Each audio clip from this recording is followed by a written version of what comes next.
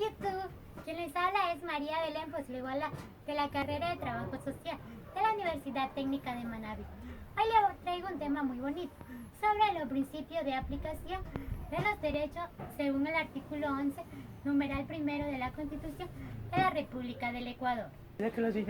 Generalmente los derechos humanos son derechos inherentes a todos los seres humanos, sin distinción alguna de nacionalidad, lugar de residencia, sexo, origen nacional o étnico, color, religión, lengua o cualquier otra condición. Todos tenemos los mismos derechos humanos, sin discriminación alguna. Estos derechos son interrelacionados, interdependientes e indivisibles, a menudo contemplados en la ley y garantizados por ella a través de los tratados. Es decir, todos los seres humanos nacen libres e iguales en dignidad y derechos, incluyendo tanto derechos como obligaciones. Se preguntarán, ¿qué son los derechos humanos? La definición de los derechos humanos tiene varias maneras de redactarse. Es decir, el término de derechos humanos tiene varias definiciones dependiendo del énfasis a los derechos que tiene el ser humano, por ser de esa naturaleza, sin distinción de etnia, sexo, religión, orientación sexual, nacionalidad, estatus social o cualquier otra característica que puede ser considerada como limitante del goce de los derechos que la raza humana se otorga por ser los seres que pueden razonar. Dentro de las diferentes definiciones que se le da al término que nos ocupa, encontramos Angelo Pappaccini en su libro La filosofía y derechos humanos de 1945. Define a los derechos humanos como reivindicaciones de unos bienes primarios considerados de vital importancia para todo ser humano, que concretan en cada época histórica las demandas de libertad y dignidad humana.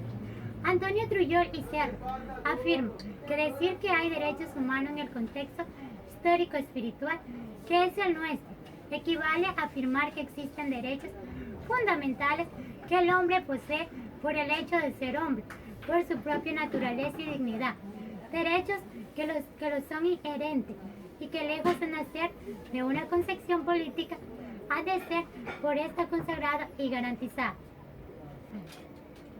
También tenemos el autor Gregorio P.C. Barba, en el libro de Sactume, afirma que los derechos humanos son una facultad que la norma atribuye de protección a la persona en lo referente a su vida, a su libertad, a la igualdad, a su participación política y social, o a cualquier otro aspecto fundamental que afecte a su desarrollo integral como persona en una comunidad de hombres libres, exigiendo respeto de los demás hombres, de los grupos sociales y del Estado, y con posibilidad de poner en marcha el aparato coactivo del Estado en caso de infracción.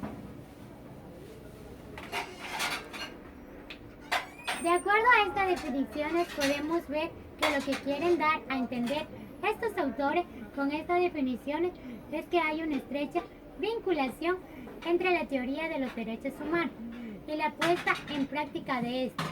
Además, enfatizan a los derechos humanos como una facultad que la norma atribuye de protección a la persona en diferentes aspectos de la vida que afecte su desarrollo integral para preservar su dignidad como ser humano. Entre las clasificaciones tenemos tres generaciones: primera generación, segunda generación, tercera generación. La primera generación, esta surge con la Revolución Francesa contra el absolutismo del monarca. Está integrada por los derechos civiles y políticos, lo cual impone al Estado a respetar siempre los derechos fundamentales del ser humano. O sea, estos son los derechos que le corresponde el individuo frente al Estado.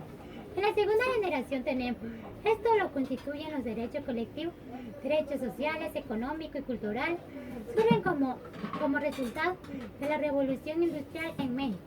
La Constitución de 1917 incluyó los derechos sociales por primera vez al mundo. Estos derechos sociales procuran una mejor calidad de vida. En la tercera generación se forma por los llamados derechos de pueblo o solidaridad. Surgen por la necesidad de cooperación entre las naciones, así como los distintos grupos que la integran, Trabaja en 3 áreas: la paz, derechos civiles y políticos, desarrollo, derechos sociales, económicos y culturales, y medio ambiente, cooperación entre los pueblos. Ahora, ¿a qué nos conlleva este artículo? A las siguientes conclusiones. Los derechos humanos universales están contemplados en la ley y garantizados por ella a través de los tratados. Los derechos humanos son inalienables, no deben suprimirse salvo en determinadas situaciones y según la debida garantía procesal.